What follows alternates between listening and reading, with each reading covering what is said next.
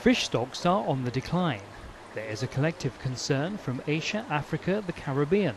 So much so that the Commonwealth, an organisation which represents many countries dependent on fishing, wants to raise global awareness of the problems. This week, their report, From Hook to Plate, captures a civil society perspective on fisheries management across the globe, as well as considering all the connected problems: climate change, illegal fishing, protecting specific marine areas, developments in cooperative approaches. All in all, a Commonwealth perspective on the law of the seas. Traditional fishers did not get permits to fish. And specialises in the social science analysis of environment. I think it's blindingly obvious to all that there is a serious cause for concern about the state of marine capture fisheries, and the position is very urgent. As ever, those who are least responsible for the problem are the most vulnerable to the results. It is poor coastal fishing communities around the world who are already suffering severely from losing their basic livelihoods. It's what they eat. They don't sell it, they just eat it.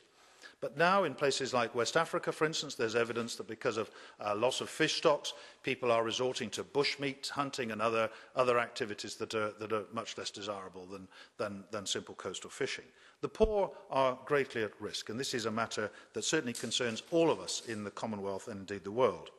It's immensely serious. Many experts think that the main commercial fisheries will be fished out by 2050.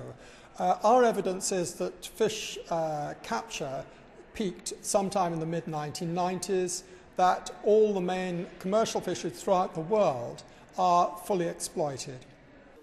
So what do the report authors want the Commonwealth to do about it?